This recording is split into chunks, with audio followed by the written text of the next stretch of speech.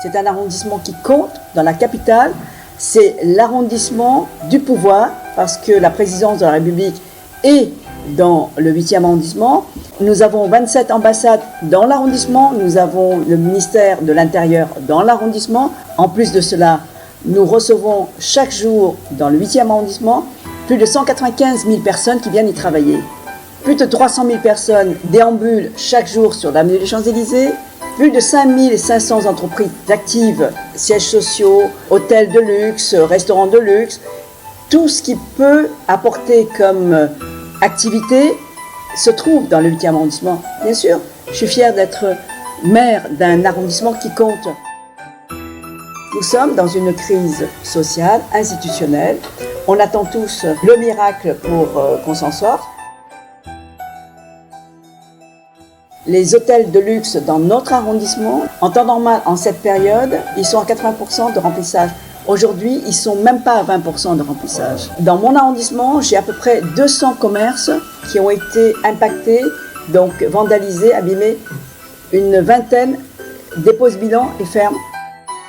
Pourquoi ? Parce qu'ils n'ont jamais envisagé un moment dans leur vie de commerçant être confrontés à ce genre de vandalisme. Aujourd'hui, le préfet nous dit que les manifestations, il faut s'attendre à ce qu'ils viennent jusqu'au 14 juillet. Ça veut dire que pendant encore 2 mois, on va se supporter tous les samedis, les manifestations, en espérant qu'ils seront moins violents. Mais samedi qui arrive, donc le 25, veille des élections européennes, on nous prédit un samedi violent. La chance que j'ai, c'est d'avoir une double culture.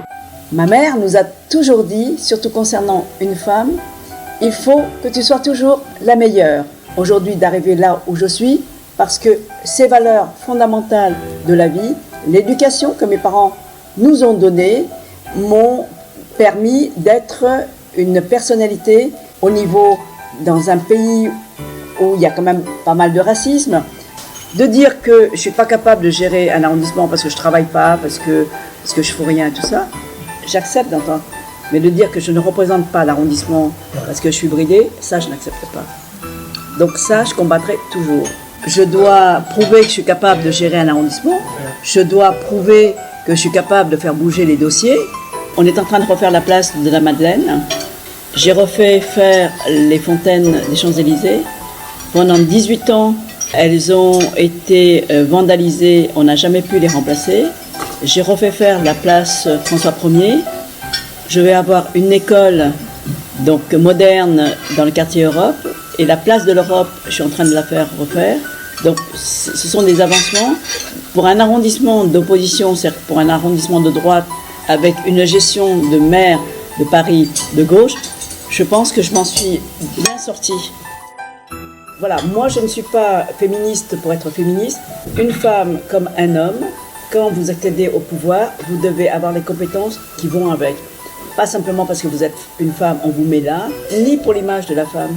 On doit être à la hauteur de la mission ou de la fonction. Le monde politique est très violent. Et si tu veux réussir, tu dois montrer que tu as la capacité, que surtout tu es indépendant. Parce qu'ils ne respectent que quand ils savent que tu ne dépends pas d'eux. Ils te respectent parce que tu ne te laisses pas faire. Il n'y a que les rapports de force. Le but d'une vie, c'est aussi de gagner des combats.